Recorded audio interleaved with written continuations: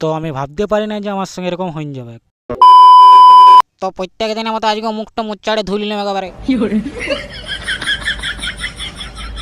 মুখটা ধুই নেওয়ার পর আর যাই গামছাটা একটু ভাবে মুখটা পুছে নিলাম। মুখটা পুছিলে পর একবারে চাল দিয়ে দিলাম টাইম কল দিকে জল আনতে, কারণ জল তো নিতে হবে কি টাইম কলে। জলটা নিয়ে আমার ফাইনালি কমপ্লিট হয়ে গেছে আমার জল লিয়া। আর এই যে জল আমি রাখি দিলাম আমাদের নতুন ঘরটাতে। রাখি দেওয়ার পরে গরম গরম ভাত একবারে সাট্টারে দিলাম একবারে।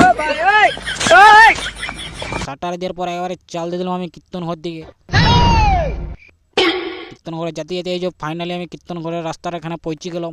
তো গাইস ভিডিওটা আগে বাড়ার আগে একটা কথা বলি গাইস, তোমরা সবাই তো আমার ভিডিও দেখছো কিন্তু কেউ লাইক ফাইক করছো না গাইস। ফলো করো না করো কিন্তু লাইক আর একটা গাইস কমেন্ট কিন্তু করে দিও গাইস প্লিজ। তারপর আমি একবারে চাপিয়ে গেলাম বজরংবলী মন্দিরটাতে। আজকে হচ্ছে মঙ্গলবার, তো তোমরা একটু দর্শনটা করে নাও বজরংবলী হনুমানের। তো দর্শনটা করার পর আমি চাল দিয়ে দিলাম।